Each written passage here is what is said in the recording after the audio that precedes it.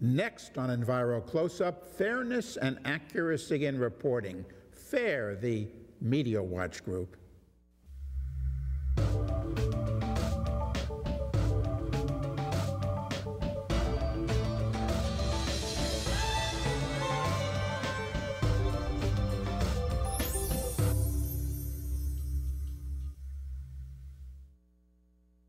Welcome to Enviro Close-Up. I am Carl Grossman. Our subject, fairness and accuracy in reporting. FAIR, the leading media watch group in the United States. With us is Janine Jackson, Program Director of FAIR. Welcome, Janine. Thank you. Janine, how did FAIR get started and what is FAIR about? FAIR is a media watch group, and our project is basically to encourage people to consume news media critically, to think about what goes into the television news, the newspaper that they're reading, and what's left out of it. FAIR was started in 1986 by Jeff Cohen.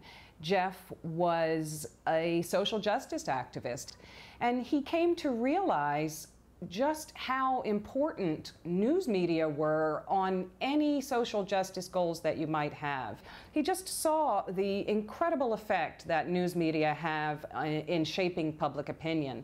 And I think he also saw that news media could be engaged with activism. This was a time in which there was a lot of environmental activism, for example, but people didn't really think about media as something that you could fight back against, that you could talk back to. And Jeff's feeling in starting FAIR was that both we should call attention to the distortions and the biases and the omissions in news media, but also we should encourage people to fight back against it, both through criticizing media directly and also through encouraging what was then called alternative media. Now it might be called independent media. Now people think of it as their major media, but then it was much smaller than it is today. So that was the project, always that two-part thing, both to criticize the news media we see and to be active in trying to get better media and newer, more independent media. How does corporate ownership impact on the media? FAIR stresses that independent media are essential to a democratic society, but it would seem there's less and less of that, what with the continued monopolization and consolidation of media. I think it's been one of FAIR's major contributions to call attention to corporate ownership and sponsorship of our news media. The fact that the papers and the radio stations and the TV stations that we rely on for our information about the world are holdings, essentially, in the portfolios of these giant and ever larger corporations, that wasn't something that people really focused on very much. And I think tracing that influence on the content of the news is a lot of our project here. Corporate bias is not the only bias. There are other biases in journalism that have effect, but corporate bias is kind of the floor, you know, it really undergirds everything. And if you think about it, commercials, you know, commercials, turn on your television any hour of the day and you will see overwhelmingly not programming, but commercials. If it's after 11 o'clock at night, you will definitely see more commercials than programming. You're used to reading magazines that have more ads than news stories. It's become such a fact of life that we almost don't think about it anymore. But this is all the result of a choice, of a societal choice to make news media something that is funded and brought to us by private companies. It has an effect not just in the rampant commercialism, which really you can't overestimate. You know, we now have people who are contractually obligated to drink a certain brand of soda while they are, you know, on a television show. We have whole shows that are brought to you by a particular product, for example. You really can't get away from that. But when we look specifically at news media, we find other things. First of all, we have to remember that just like any other program, a news program will not get on the air if there is no sponsor for it. So absence or silence is one of the biggest impacts of corporate ownership. It's that simple. Anything you're not seeing, it's because a corporation can't be found that wants to pay money for you to see it. So there's that. But then there are also day-to-day acts of censorship. You know, there's really no other word for it, that have to do with the influence of both corporate owners and corporate sponsors. I mean, it's a long list, but one example that I think is so vivid that I use to kind of stand for lots of them is the example of the time that Time magazine had a big feature on environmental issues. And one of the editors of Time was very forthright and actually gave a quote to a reporter saying, of course they weren't going to focus on auto pollution in their series about environmental issues because the sole sponsor for the series was Ford Motor Company.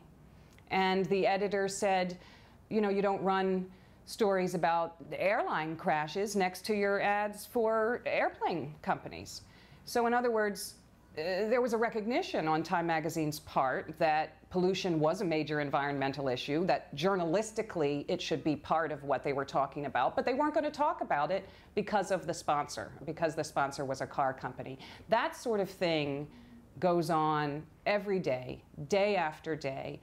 And at a certain point as a journalist, you don't even need to be told anymore, you know, that we're not going to do a story that makes a sponsor look bad, that we're certainly not going to do a story that makes our owner look bad, or another company that's also owned by the group that owns us. You don't have to be told that as a journalist because you just know it. You see what happens to journalists who do step on those toes, who do cross those lines, and often it's up to and including their being fired.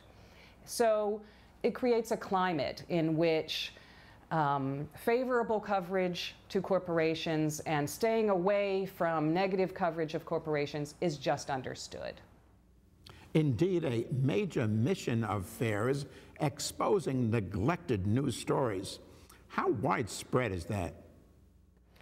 Well, of course, it's difficult to say how much news is not covered, but I think it's safe to say that it's a tremendous amount and that these are stories that we need to know. There are patterns of exclusion in news media. There's the corporate bias that I've talked about. There are whole kind of arenas of life that mainstream journalists don't delve into, and those stories go missing. I would also say, though, that it is not just that there are whole stories, there are whole people that are not in the news. It's really excluded perspectives from stories that are being covered. So, for example, you can't say media don't talk about healthcare. You know, they talk about healthcare and healthcare policy all the time. You can, however, say that even though majorities of the population are interested in a single-payer system, you know, or Canadian style, whatever you want to call it, media don't talk about that. Those people who represent those perspectives, who are for single payer, and this is just one example, don't get into those stories. So you can't say the story isn't covered, but you can say that a perspective isn't covered. Another example is when reporters talk about the economy. Gosh knows, we see plenty of economic news. It's not that it's not covered, but take an issue like the impact of the recession on African American families, for example, which has been uniquely devastating. That story is not being told. So I think on almost every issue that media do cover, you can find some piece of it, some perspective, some voice that is still being omitted, even if the story is being covered. And that's alongside all of the stories that are not getting the light of day at all. And some of those have to do with corporate malfeasance. You know, some of them have to do with looking at the downside of corporate America. You know, the fact that it's corporations that are bringing us the news, of course, is going to affect the amount of coverage we're going to see that seriously and is in a sustained way examines the negative impacts of corporate behavior. FAIR regularly puts the spotlight on underreported environmental and energy issues. The Fukushima situation would sure seem to be a huge example of that, and horrific and indeed still ongoing nuclear disaster, yet you don't see, hear, or read much these days in the mainstream media about what's going on and the impacts of Fukushima. I think the story of the Fukushima disaster is really a clear example of corporate media, elite media's failure to continue to cover really anything. Their flash in the pan approach, where a story is a story for a day, but somehow to continue that story next week is not something that gets done. These kinds of stories require sustained day-to-day coverage. So there's that. There's the kind of constant looking for the newness. What's new on Fukushima? It was a disaster. It was terrible. We did that. What's the story now? That's just a kind of business as usual bias that media have. But I think it's also, Fukushima, I think, is also such a terrible story and involves so many bad choices, violence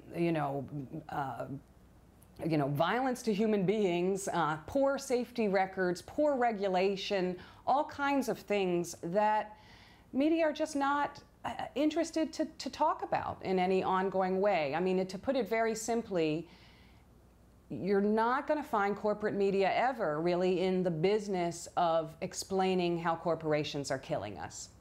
It's not what they do.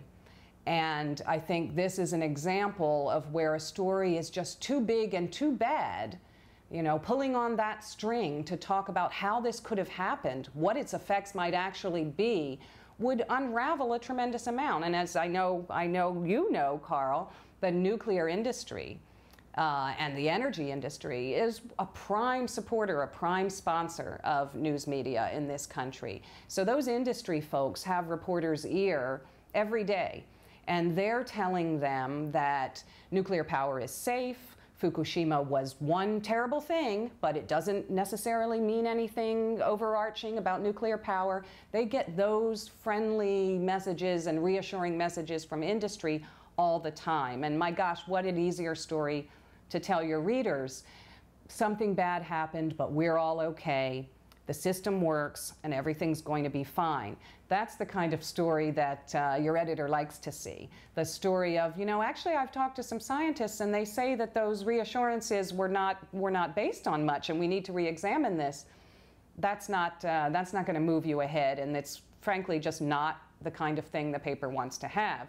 But I think Fukushima also illustrates something else, which is the economics of media, where you have reporters who may not be experts in the issue that they're covering. The same guy who's writing about Fukushima this week might be writing about tax policy next week, and might be writing about labor relations after that. You have reporters who are not necessarily schooled in these issues, and media outlets haven't made the commitment to invest in, for example, good science reporting. We've seen science departments, we've seen all kinds of areas of the newspaper shrinking over time.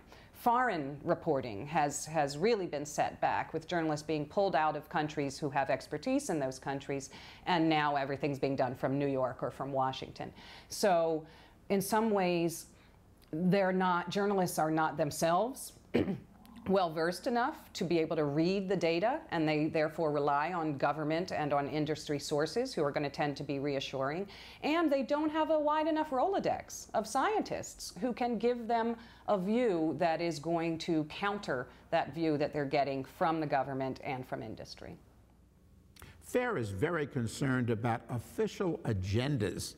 On your website, you declare that despite the claim that the press has an adversarial relationship with government, in truth, U.S. media generally follow Washington's official line.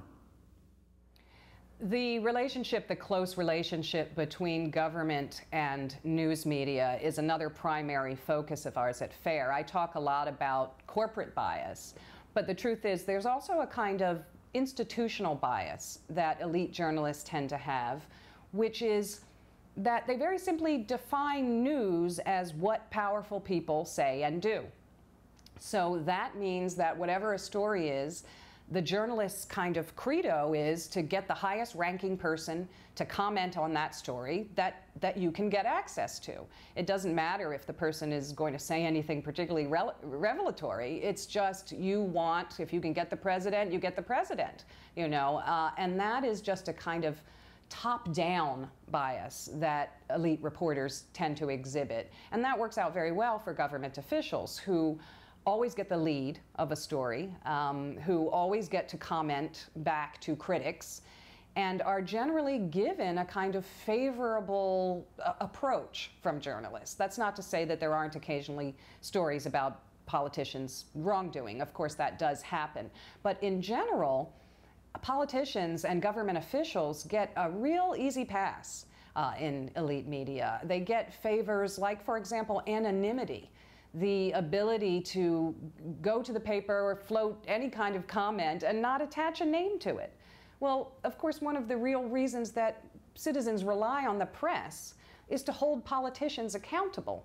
So having this cozy relationship where you can call up a reporter and say anything you want and not actually put your name to it is incredibly anti-democratic. And it's also anti-journalistic. I mean, if you think about it, say there is a killing in Afghanistan and you have a Defense Department official who says everyone who was killed were Taliban, you know, or were insurgents. 2 days later, it comes out that actually civilians were killed. Why do you then, as a journalist, go back to that same Defense Department official and ask them about anything? You know, I mean, it sort of would be common sense that once sources have lied to you, once they've misled you, you would not go back to them. And yet we see the same government sources relied on again and again and again, even when, as is the case in Defense Department walkbacks on civilian deaths, they've changed their story several times. That's just a favor that, that journalists give to elite sources. And you know, people ask me why that is, and the argument is often that they have to do these soft stories on politicians, and do things like grant them anonymity to get access, that's what's required to get access. Well, I think that's true to a certain extent. Obviously, politicians only want to talk to reporters who they know are going to be friendly to them. But that's also a game that journalists could stop anytime they decided to stop playing. You know, they could simply say, if you won't be on the record, we won't take this comment from you. Or, you know, if you say you're going to refuse to talk to me after I write a critical story, well, I'm going to tell my readers that too, and let them draw their own conclusions. We don't so much see that. And I think it's not just that you have to play that game in order to get access. I think many reporters, Beltway reporters, actually do see themselves as partners with politicians in playing a kind of gatekeeping role. They don't mind that the public's outside of that. You know, they see that as part of their job. And you have to also remember that media rely on government to get the favorable policy. You know, they are, as we recall, businesses. And they are businesses with lobbies, and they are businesses that want to do things that require regulation or an absence of regulation. So they also need those campaign ad dollars that politicians bring them all the time. That's a sizable source of income for media outlets. So there are a number of structural reasons that breed a closeness between journalists and the government officials that we, as the public, rely on them to be scrutinizing fearlessly. Telecom policy has been a major concern for FAIR.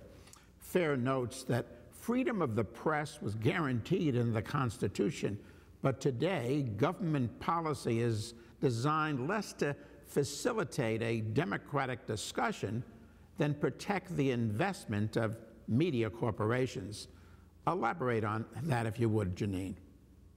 Well, I think that the telecom policy that we see around us today in 2012 has everything to do with the influence of corporate media outlets as corporations. It's really not that different than any other industry in which you see the regulators essentially captured by the industry that they're meant to be regulating.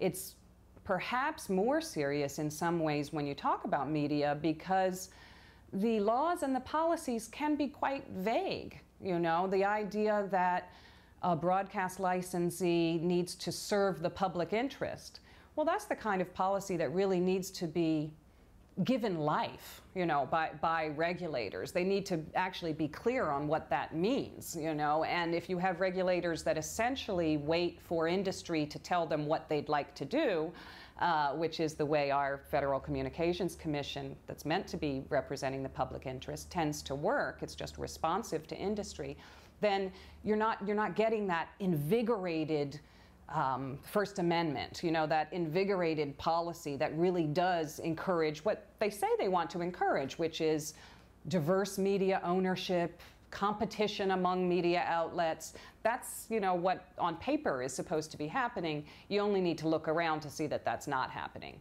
Most people have only a single cable company. You don't get to pick another cable company, you know, and this is all from an industry that's supposed to be all about competitiveness, you know.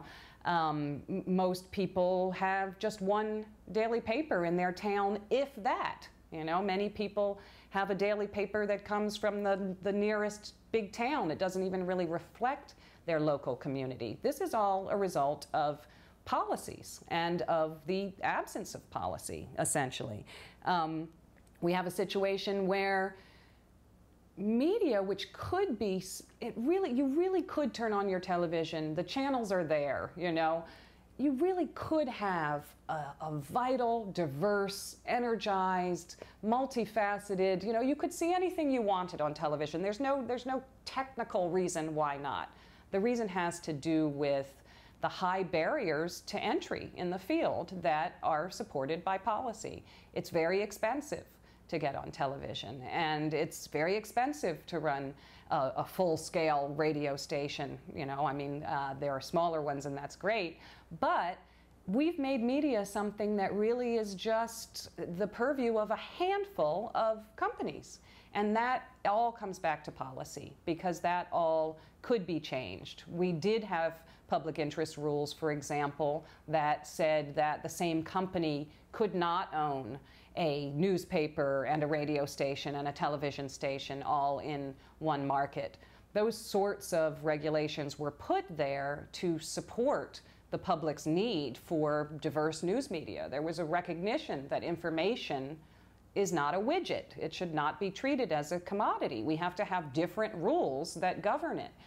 Those public interest regulations have, in the last 20 years, just eroded and eroded and eroded to the point where I think many people probably don't know they exist. So telecom policy is something that can be difficult for people to get excited about, but it is something that we have to keep our eyes on, because it's made in advance of media creation. So, for example, you like your free internet now, you like your ability to look at whatever website you want and have them all download at the same speed and get access as easily to foreign press as to US press. All of that could change if the government and the regulators determine that they don't want to support net neutrality rules, if they decide that they want to make it possible for some companies to pay more money and therefore have their website download at a faster speed. That could change everything about the internet. But you might not be thinking about that today, but policymakers are. So we have to get involved in those decisions that are being made in Washington, D.C., some of which seem very dry and very technical, because they are what wind up, you know, that's what results in my turning on my television and seeing more commercials than anything else. What about diversity in the media?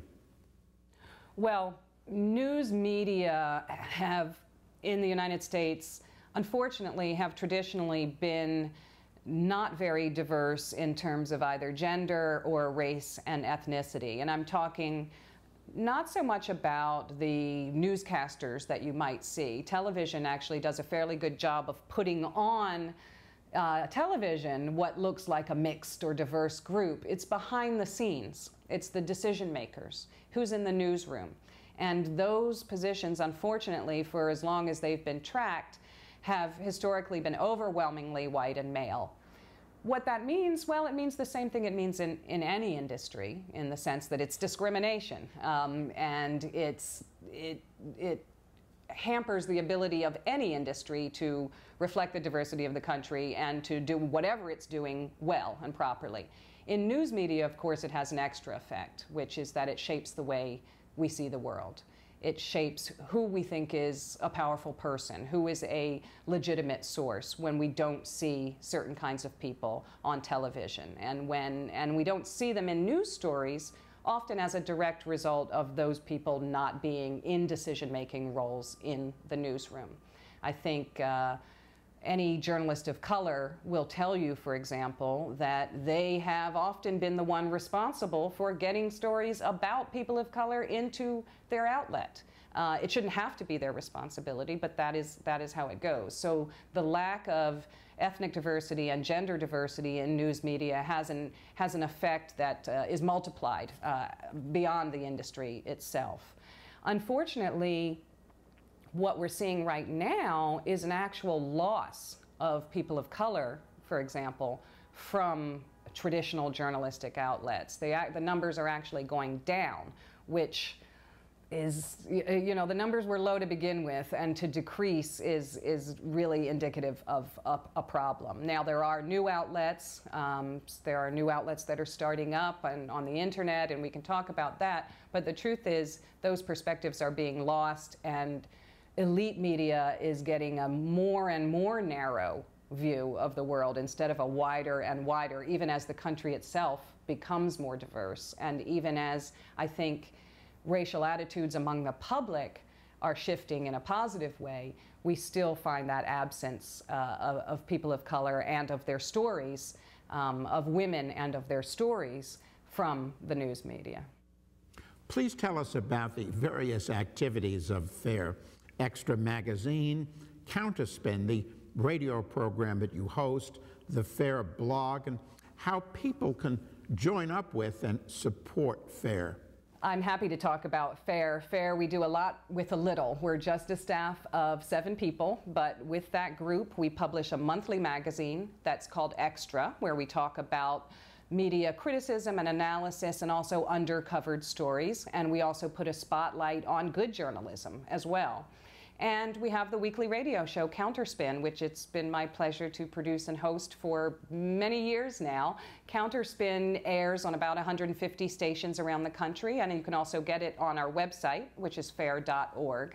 And the website is a great place to find all of FAIR. You know, we've been around since 1986. That's a lot of archived material. If there's an issue, we've probably written about it. And fair.org is the place to find all of those years of material. And also, we have an action alert network where we give people information about particular examples of bad media, generally, and encourage them to communicate directly with the outlet. And that often gets responses from outlets as big as the New York Times, and it also empowers people and gets them talking back to the media. So I hope that anyone who is interested in media or media criticism and wants to do something about it would check out fair.org and get involved in the work that we do. And of course, don't believe everything you read. Thanks, Janine Jackson of FAIR, for your tremendous work. And thank you for watching. I'm Carl Grossman. To view this or any Enviro close-up, just go to our website, www.envirovideo.com.